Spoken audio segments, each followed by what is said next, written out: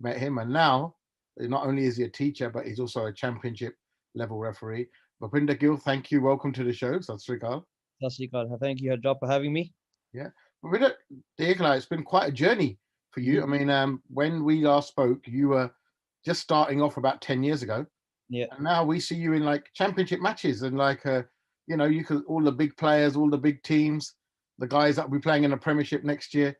It's been quite a journey, and do you think that's a like? Did you know taraqi hui, or you think you've actually been slow on that?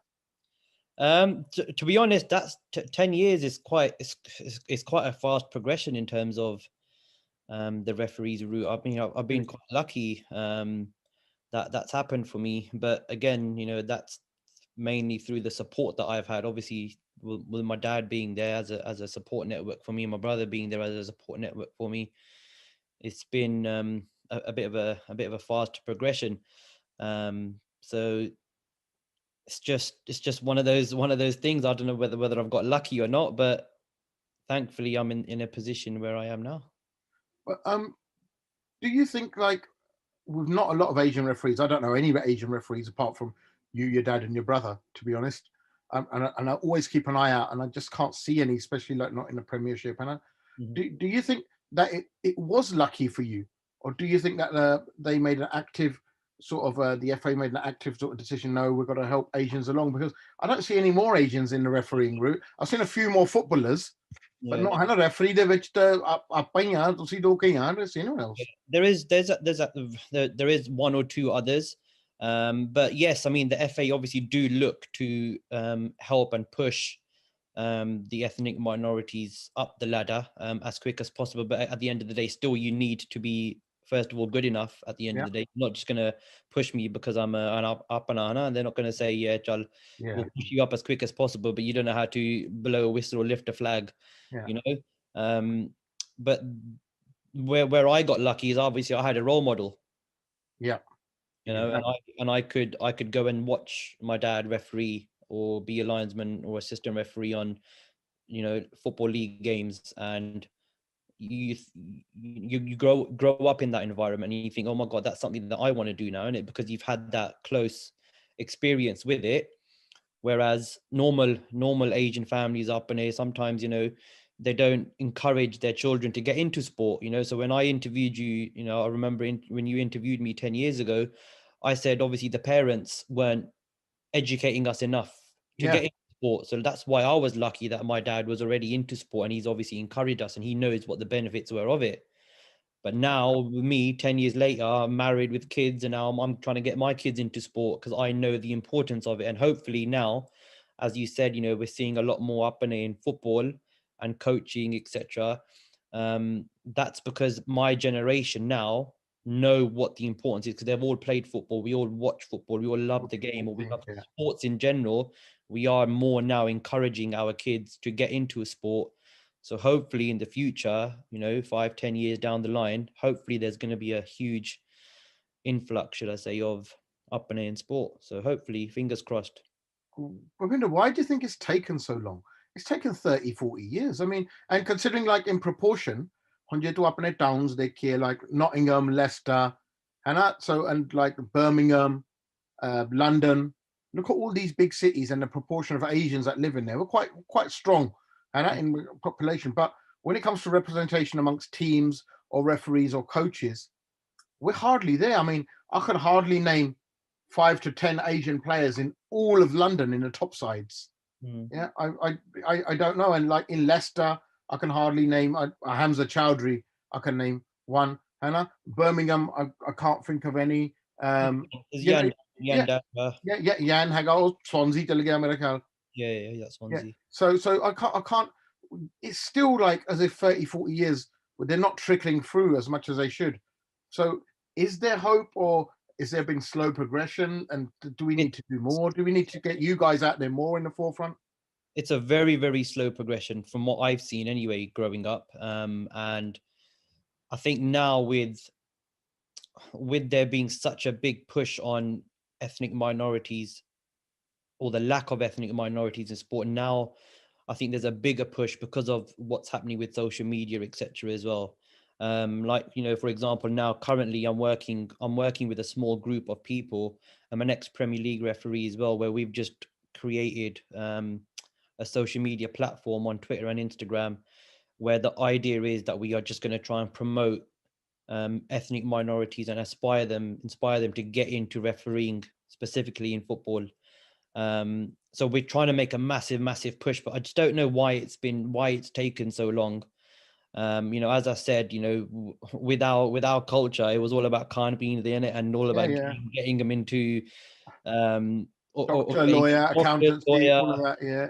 And now, you know, so like I've known so many very good football players, up and football players, but as soon as you get into that lifestyle of going out, clubbing, university, and all sorts, it goes to a different direction, because they have their parents probably weren't sports people, or you know, never didn't knew understand what avenues to go down. Exactly. And now there's such a massive support network. Now you see so many coaches, up and coaches. You know, like even my dad now was obviously an ambassador for the FA. He's trying to now encourage, you know, younger people to get into refereeing or just getting into sport in general.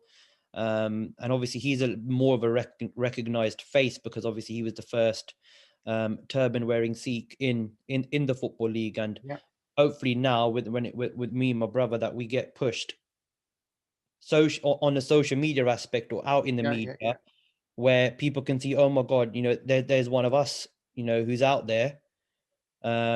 Maybe that's something that I want to do, because everyone's into sport. Everyone loves playing football, for example, but you've got to be a very special talent to be making it as a professional. But that's not to say you can't make it as a coach, you can't make it as a referee. You know, the progression for me, if I can do it in 10 years, get from starting as a referee on a Sunday league pitch to get into the championship within 10 years, why can't, you know, and I started when I was 23, 24, why can't somebody who should be starting at the age of 13, 14, 15 get there, you know, in 10 years? You know, it's just about, you know, how much you love football, because all you got to do is learn the rules of football, learn the laws of the game, and it's just then to apply it. So we've got to promote good stories. People need to know, like, what I do on a daily basis, you know, in terms of going to the gym every day, you know, eating right, you know, not drinking, not partying, etc. It's just about having a different lifestyle. Ravinder, thank you very much. Thank you. And good luck with the future, and hopefully we'll see you Ronaldo hona naale ke din red card dinde. But until then, appa janne ha. Thank you very much. Cheers. Thank you. Take care. Sat Sri Akal. Bye bye. Sat Sri Akal. औखी कड़ी ना देखण दे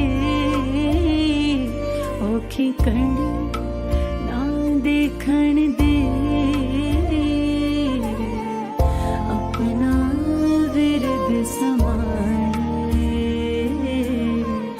अपना विरद समारे अपना विरद समारे।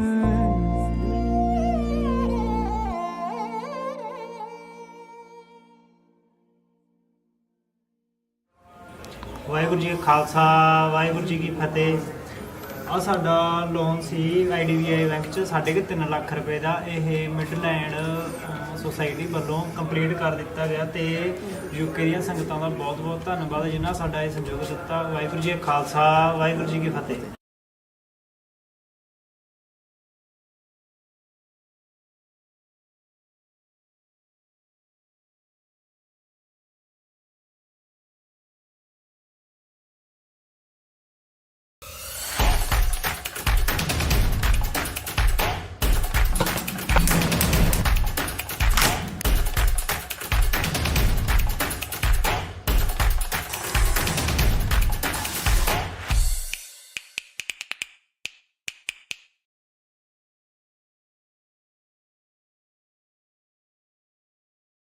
Hanji, so through this video you can see where your money from Kisans in Need is going to, and how many families are still in need of support. So ਇਹ ਤੁਸੀਂ ਦੇਖ ਰਹੇ ਹੋ ਕਿ ਤੁਹਾਡੇ ਪੈਸੇ ਉਸ ਰਾਤ ਨੂੰ ਜੋ ਇਕੱਠੇ ਹੋਏ ਸੀਗੇ ਉਹ ਕਿੱਥੇ ਜਾ ਰਹੇ ਆ ਤੇ ਕਿਹੜੇ ਫੈਮਲੀਆਂ ਨੂੰ ਸਪੋਰਟ ਕਰ ਰਹੇ ਆ। So thank you once again ਜੋ ਤੁਸੀਂ ਡੋਨੇਸ਼ਨ ਦਿੱਤੇ ਆ। Also to follow that you can go on our social media, Twitter, Instagram, Facebook, ਉਹਦੇ ਉੱਤੇ ਸਾਰਾ ਵੇਰਵਾ ਦਿੱਤਾ ਜਾਊਗਾ, and as we help families, you will get all the information about that. ਬਾਕੀ ਜੀ ਹੁਣ ਆਪਾਂ ਜਾਂਦੇ ਆ to ਆਪਾਂ a favourite sport of this country, England ਦੀ ਜੋ ਹੈਗੀ ਆ national sport, football ਦੇ ਵਿੱਚ ਆ, ਉਹਦੇ ਵਿੱਚ ਆਪਾਂ probably one of the most famous Asian players ਇਸ ਵੇਲੇ ਜੋ ਖੇਲ ਰਹੇ ਹੈਗੇ ਆ. He's played for Liverpool, he's played for West Brom, and he now plays for Swansea, and he's played for England. So he's played for England at his level. ਹੁਣ ਆਪਾਂ interview ਕਰਦੇ ਆ ਯਾਨ ਡੈਂਡਾ. ਸੋ ਮਿਲਦੇ ਆ ਇੰਟਰਵਿਊ ਤੋਂ ਬਾਅਦ. You gotta notice, hey, I'm falling in love. You're feeling something, hey, you cannot control. Just in time you came and you changed all my perspective. Just in time you came and I love it, I love it. It's so great to have you in my life, make me feel so lucky, feel so lucky, yeah. It's so great to have you in my life, make me feel so lucky, feel so lucky, yeah. Feel so lucky, yeah. Feel so lucky, yeah. Feel so lucky, feel so, yeah. Feel so lucky, yeah. So now I'm grateful to be joined by someone who I first met when he was a kid, and he was playing with West Brom. He then went on to Liverpool. He's now at Swansea. He's played for England, and I think at the time he was only one of the few Apane that I knew who was playing football. But now we all look up to him. All the kids look up to him. Even the elders look up to him. And saying that he's really made it in life. So I'm very glad to introduce, and a big Sat Sri Akal and welcome to Jan Denda, who plays for Swansea. So hi Jan, Sat Sri Akal. Hi everyone, thanks for having me, and I'm excited to talk about what we're going to speak about today, and I'm just happy to be here and be able to share my story with everyone. Jan, now I've seen you grow up as a kid, and I saw you with your dad and your uncles, and at that time you was at West Brom. Then you really hit the big time. You went to Liverpool. I mean, just talk us through it as a kid, as an Asian kid. Did you get encouraged to explore your talent? And how was it? I mean, it's how did your mates take it? How did your family take it? Did you have to live away? Let's go through it. It's a great story. Yeah, so from when I was for 3 or 4 years old, for as long as I can remember now, when I was walking, I was always playing football. It was something I loved from a very young age, and my family that I grew up with were always into football and always playing football. My dad and my 2 uncles, Mum's brother and my dad's brother, were always playing football. So growing up, every weekend I would be either watching football or playing football, watching my dad or my uncles play, and obviously having a kick around when I could do so at half time or on the side of the pitch. I'd always have a football, and I grew up really all I knew was football. So I fell in love with it from an early age, and I was good at it. I spent so much time playing football that I actually got really good at it, and that's what I loved, and that's what I wanted to do from when I started walking. And then I joined a local team when I was 5 years old, and just played for them with my friends, and like I said, just enjoying it. And that's just what I wanted to do from a very young age. So I went into a team when I was 5, just a local team called Tipton Town, which was by my house in Tipton. And I just played there with friends, and like I said, I just love football, and I was really good at it. And then when I was about 6 or 7, a few professional teams came in for me and just said to come and train with them and see how I got on, really. So I would train with Aston Villa, Wolves, West Brom, Birmingham, all on different weekdays, and just keep practicing really with some of the best 6-year-olds and 7-year-olds in the local area, really. So I was doing that for a few years, and then at the age of 8, I had to decide which one of these teams I wanted to sign for. I had to pick from Wolves, West Brom, Birmingham, and Villa, and at the time, me and my dad, who were obviously really close, thought that West Brom would be the best place for me. And I think I made the right decision. They had some amazing coaches that have now gone on to be first team coaches or first team managers. So I had the I had the pleasure of working with some of the best coaches in England, not just in the Midlands, but in England as well. So I went from 8 years old up until 14 at West Brom, obviously working with such good coaches, and feel like I was progressing nicely, and I knew I was one of the better players in my age group growing up. And at the age of 14, I had the opportunity to move on again, and I could have gone to Liverpool or Arsenal because of the progress I'd made at West Brom. So at 14, I had a one in a lifetime opportunity, really, that not many people get to sign for Liverpool or Arsenal. And again, me and my dad went to Liverpool and Arsenal to see which was going to be the best for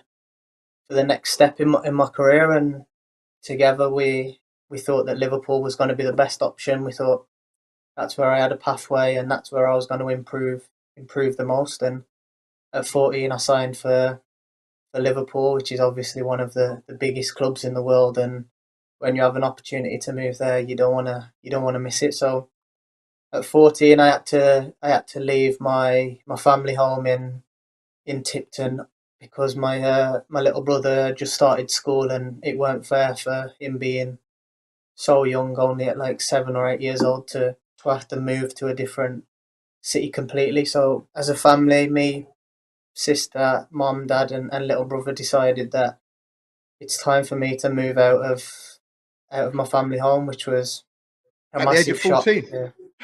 Yeah, so I was 14, and I had to make a decision. I wanted to play for Liverpool so bad.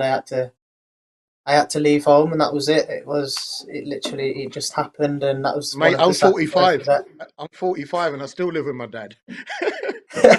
Well, You that's know, the thing. It was tough. I had to make a decision. It was either move home and play for Liverpool, or stay in my comfort zone. Really, stay at home and stay at West Brom. And I was mature enough to make a decision and say, yeah, I'm ready to leave home and go and play for Liverpool and follow my dreams. And luckily, I had such a supportive family that allowed me to do that. It was difficult for me, but now I'm older. Looking back, it must have been very difficult for my mom and dad to let a 14-year-old boy move his move own, 100 isn't it? miles away from home. Yeah, so obviously at the time I couldn't drive. I had to go a couple of weeks without seeing my family, and sometimes even months. So, but it was Yeah, worth it, and I think at the time when you was at West Brom and Liverpool, were there any other Asian kids in your age bracket or training, or was it just you? you know what, when I was at West Brom, there was 5 of us actually who were Asian. There was me, there was another Indian boy, there was a Pakistani boy, a boy from Iraq, and a boy from Kazakhstan. Right. So in our team, there was actually 5 of us. Okay. Uh, so there's me now, who's actually still playing. The Indian boy is playing in the Welsh Premier League for Okay. Connors Key, and the other 3, they're not playing anymore, as far as I'm aware. Oh, right. And obviously they were really good at the time playing for West Brom, and I thought they was really good players. But for them not to be playing anymore is a big shock, because I think all of them were very good and deserve to be still playing football. But it's a And at tough Liverpool? journey. At Liverpool? Were So there when any I Asian went to kids? Liverpool, there was a boy who's actually still one of my really close friends. He was from Yemen, and he was playing in my age at Liverpool. But like again, he's another one who's not playing football anymore and has not made it professionally. But me and him are still really close friends, and he's gone on to do other stuff. He went to university and stuff like that. So he's doing well for himself, but not in football anymore. How did you feel when you got an England call up? When you got asked to represent England at your level, and how did that feel? 'Cause I think you'd be one of the very few Asians who actually played for England at any sort of level. Yeah, I think of course, at the time I was young and I didn't really think too much about me being Asian and me being one of Yeah. such few people. But now looking back on it, I am super proud of being one of very few Asians play for England, let alone in the professional game. So yeah, I am super proud of playing for England and being one of the first Asian players to actually represent England at a good level. So yeah, I am super proud. But at the time, I was just enjoying football. I was good at football, and I just thought that like this is part of the journey to represent your country. But now looking back on it, it's such a unique experience, and not many people in the country get to actually do that. Let alone someone who's Asian. You talk about being encouraged by your family, but did you ever get discouraged by any other people? Like, I mean, we hear the narrative about Asians aren't good enough to play football. They haven't got the physique. They haven't got the genetics. They haven't got the speed, or they don't have the talent. We grew up hearing all of this, and it discourages a lot of people. Were you ever discouraged in any sort of way? Yeah, of course. When I was growing up, there would be a lot of people who would say bad stuff to me because I was Asian in terms of stereotyping, saying, "Oh, he won't make it professionally because no one else is doing it, or he's better off suited to this job or that job." Whereas for me, I had such a supportive family in my mum and dad that would always say to me to just ignore the hate, and if people are saying racist comments or stereotyping you, then just use it as fuel to prove them wrong, and that's what I did because I had such supportive family that loved me and allowed me to follow my dreams. I didn't really care too much about what other people thought as long as my mum and dad was proud of me and was letting me do what I wanted to do, then that's all that mattered to me. And in the bigger picture, when someone would say stuff to me that would probably upset me or hurt my feelings, I would just use it and try and channel the anger to prove them wrong. And being young, I'd try and like score a goal or just something to try and get one over on them. Jan, thank you very much. Good luck. Hopefully, we'll see you in the Premiership soon, and hopefully, we'll spot you one day down Soho Road, cruising in your motor, Yeah, showing that you haven't forgot the yeah, ends. definitely. Yeah, I'll still come back often, so you'll probably see me driving around soon. I'll probably be with my dad actually. He's the driver and I'll be the passenger. But yeah, thanks for having me. No problem. And good luck with your career. Right, with me now is someone who's a chair of an organization whose badge you've seen all over the place. If you watch football matches, you've seen it on the billboards, you've seen it on the sideboards, you've seen it on players' football shirts. You know the phrase, and I'm so glad to introduce today's guest, who is also chair of that organization called Kick It Out. So, welcome to Sanjay Bandari. Sanjay, thanks for coming on the show. Thanks for inviting me. Sanjay, tell us about what Kick It Out is. We've all seen the badge, we've all heard the phrase. Tell us exactly about what it does and how you became to be involved with it. So, Kick It Out's a charity. It's football's equality and inclusion organisation. It was founded in 1993 at the end of the first season of the Premier League. It's funded historically by sort of four founding members who are the Premier League Football Association, the Professional Footballers Association, and the English Football League. Originally founded to really focus on tackling racism in English football. So it was originally founded as Let's Kick Racism Out of Football, and really as a campaigning organisation. And since then, it's evolved, deals with all the forms of discrimination and promoting inclusion. So, yeah, I've been there for 18 months as the chair, and we're doing a strategy and a governance review. And really, we do as we've come out of that, we really focus on three things, which are reporting and advocacy and public policy. We do some guidance and education work, and we do talent programs to help football keep its promises to diversify. And we cover really, as a charity, our beneficiaries are underrepresented or minority communities in football. So it isn't just dealing with racism; it's dealing with anyone who falls within that category. Why is racism still prevalent in football? Why are we still having this conversation? If since 1993 the campaign's been there, it's backed by all the major leagues and organizations. Why, until this day and age, if you look at Twitter, sometimes it's a cesspool of racism against footballers. Recently, like Raheem Sterling, Marcus Rashford, and even our very own Jan Danda suffered abuse in it. Why is this still prevalent? Why is this something that has not been cracked down on either in the stands or on the pitch even? Well, you could say, why are we still dealing with racism in society? Not just over the last 28 years since this organisation was founded, but for the last 300 or 400 years in which racism has existed in the current form in which it is, because racism as a form of discrimination is relational. It depends on who the dominant majority is in any particular society. So there will have been, forms of affinity bias and racism going back thousands of years. So the reality is, actually, when you look at this over a time horizon, you look at this over 40, 50 years. I can remember going to football in the 1970s, and two things can be true at exactly the same time, which they are, which is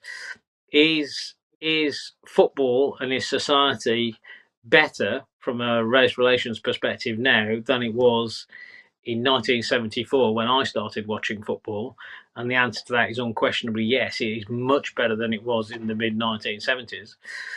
But is it worse than it was in 2012? Or, is it worse than it was 5 years ago? And the answer to that is also yes, because progress doesn't move in a straight line. It goes in ebbs and flows. And whilst things overall over the last 50 years have got better, actually over the last 5 to 6 years, they've definitely got worse. And that mirrors what we're seeing in football, mirrors what we're seeing across the rest of society. Society is becoming more polarized, more tribal, maybe becoming more like the way football has always been, which is very fiercely tribal. And we're seeing those sort of divisions in society. And it plays out even more acutely in football, because football is kind of by its nature tribal. And the sort of what we're seeing with social media, obviously it wasn't invented 50 years ago, it wasn't an issue then, it's certainly an issue now, is just the new, I suppose, battleground for that kind of behaviour. And it sort of exacerbates whatever's already there, and sort of it's like the real world, it's like real life but on steroids.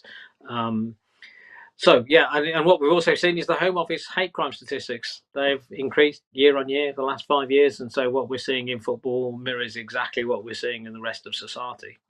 Sanjay, thank you very much for your time. No problem.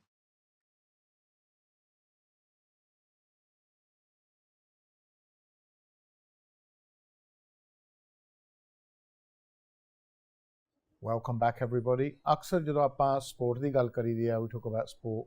We think about the typical sports such as football and cricket, but ਆਪਾਂ ਹੋਰ sport ਵਿੱਚ ਵੀ ਜੋ ਸਾਡੇ ਪੰਜਾਬੀਆਂ ਨੂੰ suit ਕਰਦੀ ਹੈਗੀ ਆ, ਉਹਦੇ ਬਾਰੇ ਨਹੀਂ ਆਪਾਂ ਸੋਚਦੇ। ਜੇ ਆਪਾਂ Indian sports ਦੇਖੀਏ, ਦੇਸੀ sports, then we go into kabaddi, we go into wrestling, and ਇੱਕ ਜੋ sport ਜੋ UK ਦੇ ਵਿੱਚ ਹੈਗੀ, ਜੋ ਆਪਾਂ western world ਵਿੱਚ ਦੇਖਿਆ, ਜੋ ਇੰਡੀਆ 'ਚ ਨਹੀਂ ਇੰਨੀ prevalent, ਉਹ ਹੈਗੀ ਜੀ ਬਾਕਸਿੰਗ, ਜਿਹਨੂੰ ਅਸੀਂ ਬੜੇ ਦੇਸੀ ਹਿਸਾਬ ਨਾਲ ਮੁੱਕੇਬਾਜ਼ੀ ਸੱਦ ਲੈਂਦੇ ਹਾਂ। It says what it does on the tin, so it's there, it's blatantly there. ਮੁੱਕੇਬਾਜ਼ੀ, what a name. ਉਹਦੇ ਵਿੱਚ ਵੀ ਸਾਡੇ ਜੋ ਏਸ਼ੀਅਨ ਹੈਗੇ ਆ ਕਾਫੀ ਕਾਮਯਾਬ ਰਹੇ ਆ, ਔਰ ਸਾਡੇ ਜੋ ਬੱਚੇ ਹੈਗੇ ਆ ਉਹਦੇ ਵਿੱਚ ਪ੍ਰਾਪਤੀਆਂ ਕਰ ਰਹੇ ਆ। I'm very glad to introduce now a young Punjabi boxer ਤੇ ਈਸਟ ਲੰਡਨ ਤੋਂ। ਵੈਸੇ ਮੇਰੇ ਨੈਫਿਊ ਵੀ ਆ, ਸੋ ਇਹਨਾਂ ਦੇ ਡੈਡੀ ਜੋ ਹੈਗੇ ਉਹ ਮੇਰੇ ਭਰਾ ਵੀ ਆ।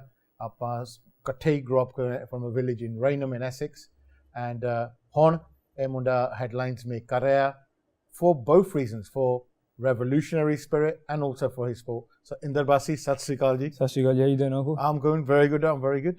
And ਪਹਿਲਾਂ ਤਾਂ ਇਹ ਦੱਸ ਕਿ ਤੁਹਾਡੀ ਬੈਕਗਰਾਊਂਡ ਨੂੰ ਮੈਂ ਤਾਂ ਜਾਣਦਾ, ਪਰ ਥੋੜੀ ਸੰਗਤ ਨੂੰ ਦੱਸੋ ਕਿ ਤੁਹਾਡੇ ਡੈਡ, ਤੁਹਾਡਾ ਤਾਇਆ, what they're famous for, ਉਹ ਕਿਹੜੀ ਚੀਜ਼ਾਂ ਲਈ ਮਸ਼ਹੂਰ ਆ, and also ਤੁਹਾਡੇ ਬਾਬਾ ਜੀ, definitely, ਤੁਹਾਡਾ ਬੈਕਗਰਾਉਂਡ ਕੀ ਹੈ? So as you said, I'm a professional boxer. I've been professional for just over 15 months, but I come from a family of athletes. So ਜਦੋਂ ਮੇਰੇ ਬਾਬਾ ਜੀ ਇੰਡੀਆ ਤੋਂ ਆਏ ਸੀਗੇ back in the 60s, they used to play kabaddi in the pen, they used to do wrestling, but when they come to England, Muhammad Ali was a big name, ji. and they was inspired by Muhammad Ali, and they took up boxing. Okay. That was back in the 60s, and they was the first Asian boxer. Wow. All those many years ago. And then from my babaji, my taya, my dad, they all took up boxing. My dad used to wrestle. He used to wrestle freestyle wrestling at a national level. My taya was a really good boxer. And now obviously I'm third generation, I'm a professional. But obviously I've still got family members who are still in boxing. I've got one of my uncles, Jumbo. He's an Olympic referee. So on an Olympic, one of the highest stages in amateur sport is the Olympics. He's a referee in that. You know, my dad and my taya dono kabaddi khele sige for many years. They're born and bred in England, but they played kabaddi internationally, and now I'm trying to follow their footsteps. When we look at role models, so like ਹੋਰ ਸਪੋਰਟਾਂ ਵਿੱਚ ਤੇ ਥੋੜੇ ਬਹੁਤੇ ਹੈਗੇ ਆ, ਪਰ ਆਪਣੀ ਦਾ cricket ਵਿੱਚ ਬਹੁਤ ਰੋਲ ਮਾਡਲਸ ਹੈ ਨਾ, ਬਾਕਸਿੰਗ ਦੇ ਵਿੱਚ I mean Prince Naseem, Amir Khan, ਇਹ ਤੋਂ ਬਿਨਾਂ I can't really think of how many sort of role models we got. No, so, that's right. From an Asian sort of heritage, there's not many boxers. The couple that we do have, you know, Amir Khan, Prince Naseem, but as Indians we don't really have many boxers. Growing up it was always difficult to try and relate to a boxer who was from an Indian background who had similar experiences, but there was none. But hopefully, you know, I can change that and I can inspire the youth and lead the way and set the standards. Now you've been through quite a revolutionary case, है ना? ਤੁਹਾਡੇ ਨਾਲ ਜੋ case ਹੋਇਆ ਕਾਫੀ revolutionary ਹੋਇਆ ਕਿਉਂਕਿ boxing ਵਿੱਚ ਦਾੜੀ ਵਾਲਿਆਂ ਨੂੰ ਹੈ ਨਾ ਬਾਕਸਿੰਗ ਕਰਨ ਨਹੀਂ ਦਿੰਦੇ ਕੇਸ ਤਾਂ ਤੁਸੀਂ ਰੱਖ ਸਕਦੇ ਹੋ ਪਿੱਛੇ ਪਰ ਤੁਸੀਂ ਦਾੜੀ ਨਹੀਂ ਰੱਖ ਸਕਦੇ ਸੋ ਜਦੋਂ ਤੁਸੀਂ ਬਾਕਸਿੰਗ ਕਰਨੀ ਕੀਤੀ I think ਉਹਨਾਂ ਨੇ object ਕੀਤਾ ਬੋਰਡ ਵਾਲਿਆਂ ਨੇ ਕਹਿੰਦਾ you can't box with a beard. So tell us a bit about that. Right, so in amateur boxing across the world, so you watch the Olympics, you're not allowed a beard. In any amateur boxing competition across the world, even in India, you're not allowed any facial hair. Daadi nahi rakh sakde. Tusi professional hoke rakh sakde. You can do kickboxing, karate, any other contact sport, you can keep one. But amateur boxing, you were never allowed. And ਇਹ ਕਾਨੂੰਨ ਚਿਰਾਂ ਤੋਂ ਤੁਰਿਆ ਜਾਂਦਾ ਹੈਗਾ ਤਾਂ ਸੀ ਜਦੋਂ when I was little, when I was 12, 13, it didn't affect me. I didn't have facial hair. But when I was coming of age, you know, 16, 17, although ਫਿਰ ਮੈਂ ਕਿਹਾ, you know, I can't shave now, no ਦਾੜੀ ਰੱਖਣੀ ਪੈਣੀ. Case ਰੱਖਣੀ ਹੈ. Exactly. So ਅਸੀਂ ਇਕੱਠੇ ਹੋਏ, we had Lions MMA from the Midlands. There was a few other people, a solicitor. We had Dr. Harvey, who's a doctor. He was a medical side. And we got together and put a case forward to the British Board of Boxing Control. And, you know, we had a Singh who done the legal side. We had the Dr. Harvey who gave the medical side. And then I was obviously the case study. Where there was no other Punjabi Sikh boxers in the country. They needed a kind of case study. Say, listen, we can bring this rule forward, but who would it benefit? You know, is there any Sikh boxers? And so I was the only one. And so I was used as a case study, and it didn't only benefit Sikhs, but it benefited everybody. Everybody keeps a beard nowadays. It's fashion. Yeah, it is. But with that overturning of the beard ban, we've seen a lot more young Punjabi Sikh fighters coming through now. We never had any. But there's a lot of youngsters who are taking up boxing because there's nothing stopping them now. How hard is it for Asians to get into boxing? Asians on ਆਪਾਂ ਦੇਖੀ ਦੇ ਸਾਰੇ karate ਸਿੱਖਦੇ ਆ kickboxing ਕਰਦੇ ਆ like you know we got good inspirations for that Cash to Flash Gill for a long time and you know we've got other inspirations but how hard is it for you? I mean we've grown up seeing white boxers, black boxers. We've never grown up seeing some Asian boxers until recently. So how hard was it? Did you know it was going to be hard to get in there? Were there a lot of obstacles in your way? Definitely, you know, definitely was a lot of obstacles. You know, I'd go to where I made a ball pitch and obviously I couldn't box with a Jura. They would look at me and laugh. They'd never seen a Sikh boxer. A lot of amateur boxers dominated by like, you know, travellers, Irish families. They'd never seen a thing. So they would look at you with long hair. They would, you know, they would make remarks, but it was just something that I had to sort of take it and move forward. You know, I had to, like I said, I had to lead the way. So I was used to it. It was tough at times, you know. For example, I went to 4 national finals I've been in. But I've never won one. I've always lost on a split decision, Janaki. I've always lost, you know. But it was tough, but it was something, you know, I had my family backing me. I had my family support. So it was something that I'd done hopefully I'd done it successfully. I mean, even if you look at the whole setup, right? So the boxing boards, I don't think there's any Asians in there, right? Referees, basically your number is like Asian boxing, right? So I don't know any referees. Any promoters? Nothing. Asian Albany, so it's all geared up against you, right? I was the only Apana doing only Indian doing it, not even Apana. But I wasn't only Punjabi, I was only Indian doing it. Right. Like I said, with the beard ban being overturned, there's a lot more youngsters coming through. But at that time, I was the only one. Now, I know your dad and your daddy, they used to play kabaddi. Yeah. And now they've taken that seva on because That's right. your Babaji is president at East London Gurdwara, hai na? Yeah. So, ਉਹਦੇ ਵਿੱਚ, tell us a bit about what you do to encourage other kids to get in and what they do. So at the 2 Gurdwara in East London, we run a kids class. We teach them boxing, wrestling and kabaddi. Yeah. It's all free of charge. Our only rule is, Yeah. and then come train for free. So every Sunday. Every Sunday. Every Sunday is at Bark and Gurdwara. And obviously because of COVID, we've had to shut down, obviously. Obviously, yeah. But we have like 30, 40, 50 kids every week. Wow. And we teach them everything for free, like I said, boxing, wrestling and kabaddi. And with that, they become closer to their guru. Yeah. They come Gurdwara on a Sunday evening. And secondly, it gives them the self-confidence. A lot of up and we get a lot of parents who bring their kids in and they've been bullied in school because they're young Singhs or India, they don't know the English language. Yeah. Loads of different things. And when they come to the club, they make friends. Yeah. They make people their age who've had similar experiences maybe. And then after a few weeks, they gain confidence in themselves. We don't teach them how to street fight, but we give them the confidence to stand up for yourself if and you need defend to. yourself. Exactly, yeah. And so the main idea is, and second, defend themselves. That's a very big thing. And, once they do that to a certain level, they can then go on, if they want to compete at a bigger, higher level, they can go to bigger clubs and bigger competitions, but they get the basics from the Gurdwara. Wow. And where do you hope to go with your career? I mean, where do you hope to go now? I know you train hard. Yeah. You've got fights coming up soon as well. Yeah, next month, my next fight, but I hope to go all the way to the top, Like I said, I'll be the first upper to do it, British champion, European champion, hopefully world champion one day. There's nothing stopping me, so, What message would you give to ਜਿਹੜੇ ਬੱਚੇ ਆ ਜਾਂ ਮਾਪੇ ਆ ਦੇਖਦੇ out there ਜਿਹੜੇ ਉਹ ਸੋਚਦੇ ਕਿ ਬੱਚੇ want to learn self defense or boxing ਸਿੱਖਣਾ ਚਾਹੁੰਦੇ ਆ or ਉਹਨਾਂ ਨੂੰ and the mum and dad are saying ਨਹੀਂ ਯਾਰ ਤੇਰੇ ਸੱਟਾਂ ਲੱਗਣੀਆਂ and all that you look all right to me ਨਾ ਕੋਣ ਪਿੰਗਾ ਤਾਂ ਲੱਗਦਾ ਨਹੀਂ ਤੇਰਾ ਦੰਦ ਵੀ ਸਹੀ ਆ ਸਾਰੇ so I mean what message would you give ਉਹਨਾਂ ਦਾ ਮੈਸੇਜ ਕੀ ਆ ਤੁਹਾਡਾ The message I'd give to the parents who are kind of reluctant to send their kids in is just go for it, because a lot of people watch the Rocky films and they think Sadhara Moo Party and every fight you have, Nakatotin, Dandatotin, but that's not what boxing is. Exactly. Boxing's not that. Boxing's an art form. It's good. It keeps you off the streets. It keeps you down the straight and narrow, young kids. Just go for it. If the kid wants to box, boy or girl, it's not just limited to boys. We teach the girls as well. Oh, we teach girls as well? We teach girls as well. We have about 15 girls. If you want to box, go for it. There's nothing stopping us. The only thing is stopping us but that's not how it works. That's not how boxing is. It's not a street fight. It's an art form. It's more about not getting hit. Exactly. The art of boxing is not getting hit.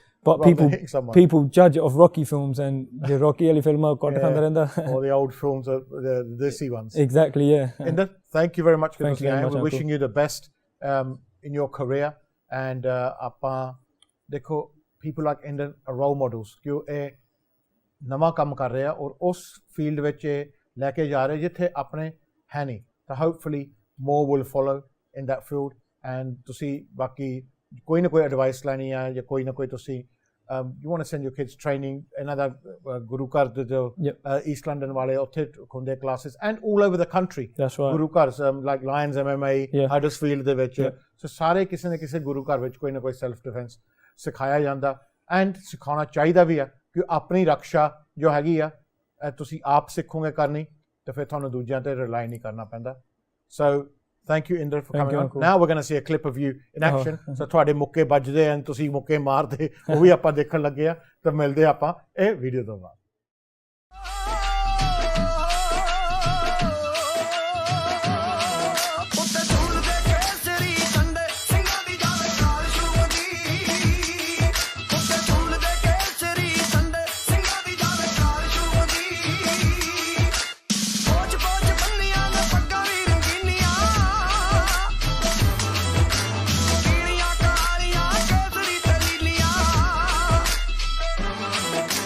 Pode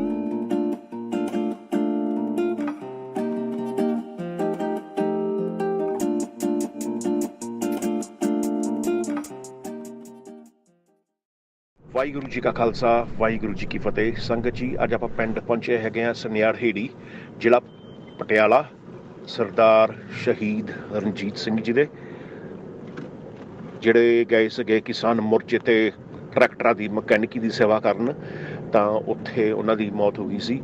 ਤਾਂ ਉਹਨਾਂ ਦੇ ਪਿੱਛੇ ਪਰਿਵਾਰ ਦੇ ਵਿੱਚ ਇੱਕ ਮਾਤਾ ਜੀ ਆ, ਤਾਂ ਉਹਨੇ ਅਡੋਪਟ ਕੀਤੀ ਸੀ ਬੱਚੀ Amandeep Kaur.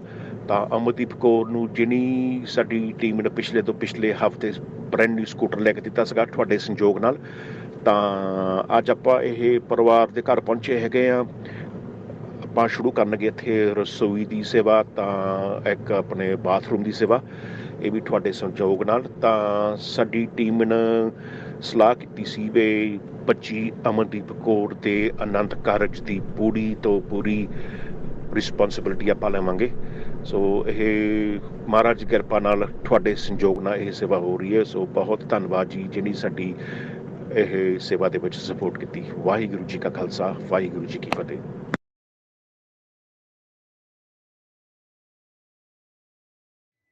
You've heard from them, and we've heard from players, and we've heard from participants in sport. But one segment we haven't heard from is fans. So we haven't heard from the fans. But luckily, ਸਾਡੇ ਨਾਲ ਦੋ fan ਵੀ ਹੈਗੇ ਆ, agent ਵੀ ਹੈਗੇ ਆ. So we've got Shivani and her dad Raman. ਜੋ ਕਿ ਇੱਥੇ ਪਹਿਲਾਂ ਤਾਂ ਸਤਿ ਸ਼੍ਰੀ ਅਕਾਲ, welcome to the show. ਸਤਿ ਸ਼੍ਰੀ ਅਕਾਲ। Raman, tell us, we know you're a big fan.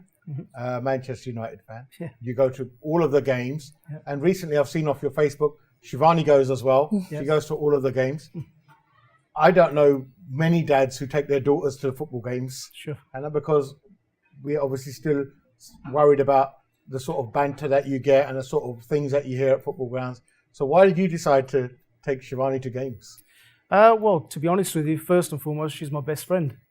So which I think is probably unusual for lots of fathers to say, but it's something football's always been instilled in me from a young age. Yeah. And if I'm honest with you, I don't take no differentiation between a daughter or a son. So I'm blessed to have my daughter, and I think it's a great experience for my daughter to have socially as well as obviously regarding sport itself. So I take it as a blessing. Shivani, when you first went to a football match, you must have thought, oh my God, Archie's all up under, what's all this crowd knows going on? Yeah. People talking here and talking there. Yeah. And you probably, was it a bit overwhelming? And how old were you when you first went to your I think I was around 6 or 7 when I went to my first ever match at the Old Trafford itself. Yeah. It was a bit overwhelming at first, but I think obviously when you have your dad by your side, Yeah. he's reassuring you, going, it's fine, just trust me. First, it can be a bit intimidating being especially the only young Asian female there. Yeah. Especially, looking around and seeing there's not that many Asians, but there's not that many young female Asians especially. And I think I'd like to say I'm an advocate for young female Asians especially who would like to go to a football match or just be involved in any sort of sport. As I think nowadays in this community, it can be a bit overlooked. Yeah. I feel like, people think that young females can't go to the football or not like football and they're only allowed to stick to certain things. I think that, luckily with my dad and stuff, he's always been quite open and said, if you'd like to go into football, you can, whether that's playing football itself or just even being involved in media or just watching it or anything like that. Wow. There's a distinct lack of brown faces in Asian football. And in, in the management, in coaching, on the boards, on decision makers. What do we need to do to correct that? I mean, we've heard what the FA said they're doing, and we've heard what a lot of players have experienced themselves. But as a fan, and you're a football agent now yourself, so what do we need to do to correct that? I think there's quite a lot to do even as a community in itself as well. And I think the views of for obviously generations have changed, thankfully. And I'm pleased to say I think that those generational changes are sort of coming into fruition. Yeah. There's still plenty of work to do, including obviously for organisations. Again, you've just mentioned one there. That there's other organisations that are involved. There's quite a bit of work still to do. And I think there's always been this thing that Asians can't necessarily play football. Or they're not good at this and they're only good at cricket. Yeah, genetically they're not going to make up, they're kamjor. Or... Absolutely, but we've seen that that's actually not true. I won't know every single player, but of course there's been representatives that have played. And we had one on here today, Yan, didn't we? Yeah, absolutely. Yeah. So, Yan's a shining example, and long may it continue. I hope that many more make that breakthrough. But of course, those barriers still need to be broken, and unfortunately, as much as we don't want to admit it, there has been, and probably still is at some levels, a bit of institutionalized racism. And that's something that it's not just our Asian community that needs to help to break those barriers, but I think other communities as well. Shivani, you talked about media and about Asian women in media. There's a lot more now that I see on TV, on BBC, on Sky Sports, and obviously a lot more Asian faces. Talk Sport as well on the radio station. You don't see the face, but obviously you hear the voice. Of course. So surely that must encourage you now that there's a lot more willingness to employ Asian females in these sort of fields, right? Yeah, at first, like going into sport itself or like football, I was always quite nervous, and I always said to Dad, I'm a girl. Like, what are people going to think of me at school and stuff? It's not like the norm as such. Yeah, it isn't. It isn't. So like for a girl to go to football matches every week with her dad and enjoy it as much as I do and post on social media, my experience. I've been a bit more open to the idea of going into football a bit more, whether that's via social media, TV, anything like that. I think it's always nice to see, especially other Asian females or just Asians in general, getting involved in the love of football. And I think the inspirations can come from lots of people. I mean, Rashmin Chowdhury, openly, that's right, yeah. I'll openly admit I think she's done a fantastic job, Brilliant. And again, she's a great source of inspiration for South Asian females. There's plenty of others as well. Bella Shah, of course, on Sky Sports. So it's and encouraging. Even from the other communities, like Alex Scott. Absolutely. Yeah. So she's great. She's got great knowledge, by the way, Alex says. And again, her knowledge of sport, football itself is second to none. And it's quite refreshing to see that obviously the females are making that progress, and long may it continue.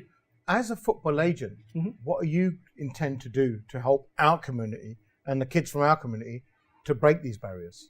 Well, of course, one of the roles is to identify talent that we believe is going to be, beneficial not only just to themselves but also to our company as well. So I'm grateful for the work that I've been doing with DRN Sports, and of course, I would like to, be able to tap into a market which I believe is still large. Untapped. Absolutely, and it's still at large. And of course, there's many more hurdles to overcome yet, but the breakthrough can easily happen. But of course, it's going to need the likes of myself and maybe others as well to actually identify the talent and give them the opportunity. By the way, that doesn't necessarily mean it's going to be just always at the Premier League level. It could be Championship, League One, League Two. Depending on ability. Absolutely. So the calibre of player, obviously, we are interested in. We need to have that calibre of player. But of course, from my own personal perspective, I'd gain so much satisfaction if I could, of course, unearth a couple of players from the South Asian or Indian heritage. I'd be absolutely delighted to do so. Raman, Shivani, thank you for coming on. So much. You've been brilliant. It's good to see a father and daughter in such tandem in relation to sport. You don't see that often. And so anybody out there who's a very good football player, don't worry, Raman's going to spot you and he's going to make you into the next Ronaldo. So only if you're good enough. No pressure. No pressure at all. So thank you very much. ਅੱਜ ਦਾ show ਜੋ ਸੀਗਾ ਇੰਨਾ ਹੀ ਸੀਗਾ। ਤੁਸੀਂ ਹੁਣ ਕਿਸਾਨਸ ਇਨ need ਜੋ ਸਾਡੀ update ਹੈਗੀ ਆ ਉਹ ਦੇਖੋਗੇ ਕਿ ਜੀ ਤੁਹਾਡਾ ਪੈਸਾ ਜੋ ਆਪਾਂ ਉਸ ਦਿਨ ਰੇਜ਼ ਕੀਤਾ ਸੀਗਾ ਔਨ ਦਾ ਹਿਸਟੋਰਿਕ ਨਾਈਟ ਕਿ ਆਪਾਂ ਕਿੱਥੇ ਲਗਾ ਰਹੇ ਹਾਂ ਕਿੱਥੇ ਨਹੀਂ and all the transparency is there. Also along the scroll you will see the MLSS website address where you can go and see where your money's gone to via photos, via proper transparency accounts. ਤੁਸੀਂ ਦੇਖ ਸਕਦੇ ਹੋ ਕਿ ਤੁਹਾਡੇ ਪੈਸੇ ਕਿੱਥੇ ਗਏ ਆ।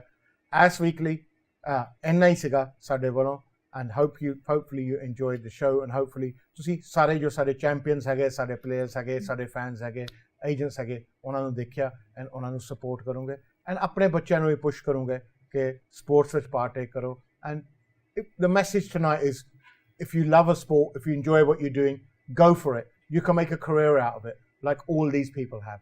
So please don't give up on your dreams. Don't feel you have to crush them and do something else. Follow them. And parents, encourage them. You know, we went through different times, but you know, we all as parents, we say one thing, that I don't want my kids to go through the times that I went through and the difficulties I went through. So now's our chance to make a difference. Let's walk the walk as well as talking the talk. ਮੇਰੇ ਵੱਲੋਂ ਕਿਸਾਨ ਜ਼ਿੰਦਗੀ ਦੀ update ਤੋਂ ਬਾਅਦ ਤੁਸੀਂ ਦੇਖੋਗੇ ਪਰ ਮੈਂ ਪਹਿਲਾਂ ਹੀ ਬੁਲਾ ਦਿੰਦਾ ਤੁਹਾਨੂੰ ਸਾਡੇ ਵੱਲੋਂ ਤੁਹਾਨੂੰ ਸਾਰਿਆਂ ਨੂੰ ਸਤਿ ਸ਼੍ਰੀ ਅਕਾਲ You gotta notice, hey, I'm falling in love. You're feeling something, hey, you cannot control. Just in time you came, and you changed all my perspective.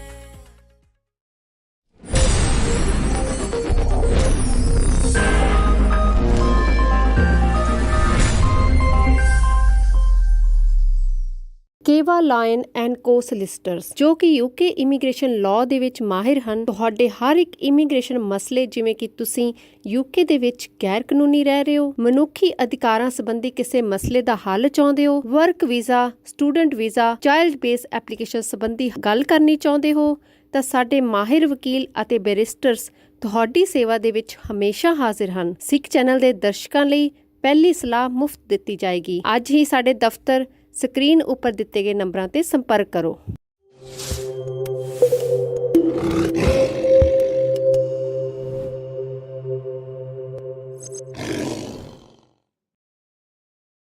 Italy ਵਿੱਚ ਲਾਇਸੈਂਸ ਦੀ ਬੈਸਟ ਸਟੱਡੀ ਕਰਾਉਣ ਲਈ ਮਸ਼ਹੂਰ ਹੈ ਸਿਰਫ ਇੱਕ ਨਾਮ ਮਲਕੀਤ ਸਿੰਘ ਨੀਤਾ ਪੜ੍ਹਾਈ ਦੇ ਖੇਤਰ ਵਿੱਚ ਨਾਮ ਕਮਾਉਣ ਵਾਲੇ ਅਤੇ ਹਜ਼ਾਰਾਂ ਦੀ ਗਿਣਤੀ ਵਿੱਚ ਲਾਇਸੈਂਸ ਪਾਸ ਕਰਾਉਣ ਵਾਲੇ ਮਲਕੀਤ ਸਿੰਘ ਨੀਤਾ ਅੱਜ ਪੂਰੀ ਇਟਲੀ 'ਚ ਰਹਿ ਰਹੇ ਪੰਜਾਬੀਆਂ ਦੀ ਸਭ ਤੋਂ ਵੱਡੀ ਮੁਸ਼ਕਿਲ ਸੀ ਇਟਾਲੀਅਨ ਬੋਲੀ ਨਾ ਆਉਣ ਕਰਕੇ ਲਾਇਸੈਂਸ ਪਾਸ ਨਾ ਕਰ ਪਾਉਣਾ ਇਸ ਮੁਸ਼ਕਿਲ ਨੂੰ ਦੂਰ ਕਰਦੇ ਹੋਏ ਦਿਨ ਵਿੱਚ 6 ਟਾਈਮ ਲਾਈਵ ਕਲਾਸਾਂ ਲਗਾ ਰਹੇ ਨੇ ਮਲਕੀਤ ਸਿੰਘ ਨੀਤਾ ਪੜ੍ਹਾਉਣ ਦਾ ਤਰੀਕਾ ਦੇਖਣ ਲਈ ਅੱਜ ਹੀ ਫੋਨ ਕਰੋ ਇੱਕ ਹਫ਼ਤੇ ਦੀ ਫ੍ਰੀ ਕਲਾਸਾਂ ਲਗਾਉਣ ਵਾਸਤੇ ਵਧੇਰੀ ਜਾਣਕਾਰੀ ਲਈ ਥੱਲੇ ਦਿੱਤੇ ਨੰਬਰਾਂ ਤੇ ਸੰਪਰਕ ਕਰੋ ਅੱਜ ਹਰ ਕੋਈ ਚਾਹੁੰਦਾ ਹੈ ਕਿ ਉਸ ਦਾ ਇੱਕ ਡ੍ਰੀਮ ਹਾਊਸ ਹੋਵੇ ਜਿੱਥੇ ਉਹ ਆਪਣੀ ਜ਼ਿੰਦਗੀ ਆਰਾਮ ਨਾਲ ਗੁਜ਼ਾਰ ਸਕੇ ਅਗਰ ਤੁਹਾਨੂੰ ਵੀ ਆਪਣੇ ਡ੍ਰੀਮ ਹਾਊਸ ਬਣਾਉਣ ਲਈ ਸੋਫੇ ਬੈੱਡਸ ਡਾਈਨਿੰਗ ਟੇਬਲ ਵਧੀਆ ਕੁਆਲਿਟੀ ਦੀ ਕਾਰਪਟ ਸੌਫਟ ਰਗ ਚਾਹੀਦੇ ਹਨ ਤਾਂ ਐਲੀਗੈਂਸ ਕਾਰਪਟ ਐਂਡ ਫਲੋਰਿੰਗ ਨੂੰ ਹੁਣੇ ਹੀ ਸੰਪਰਕ ਕਰੋ ਇਸ ਤੋਂ ਇਲਾਵਾ ਇਹ ਹਰ ਰੰਗ ਵਿੱਚ ਫਰਨੀਚਰ ਨਾਲ matching laminate flooring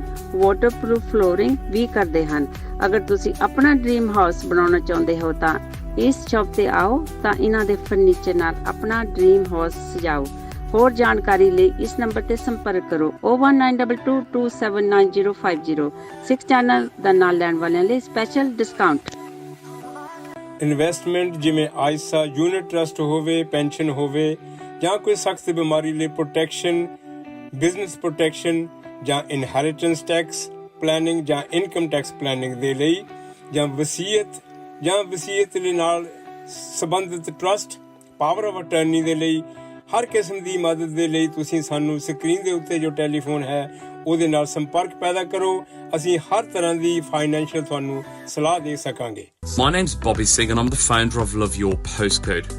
If you're looking for a free valuation on your home, go to loveyourpostcode.com.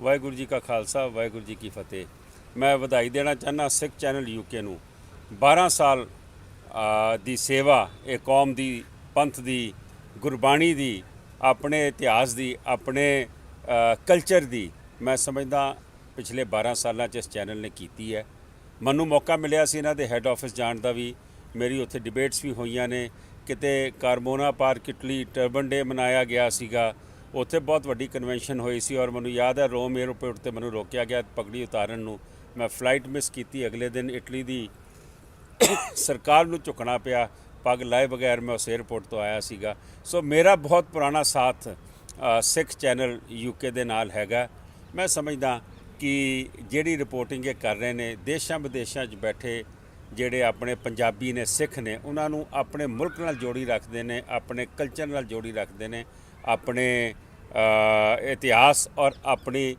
Guru Granth Sahib ਨਾਲ ਨਤਮਸਤਕ ਹੋਣ ਦਾ ਮੌਕਾ ਦਿੰਦੇ ਨੇ। ਮੈਂ ਇਹਨਾਂ ਨੂੰ ਵਧਾਈ ਦੇਣਾ ਚਾਹੁੰਦਾ।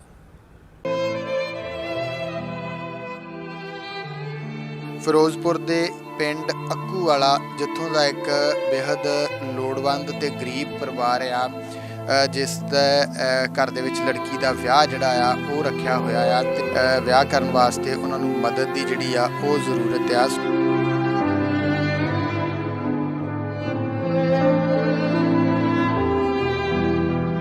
ਕੋਈ ਆਟਾ ਨਹੀਂ, ਕੋਈ ਦਾਣਾ ਨਹੀਂ, ਕਿਲੋ ਆਟਾ ਲਿਆਈਦਾ ਪਕਾ ਲਈਦਾ ਤੇ ਬਸ ਫਿਰ ਅਗਾ ਫਿਕਰ ਚੜਿਆ ਰਹਿੰਦਾ।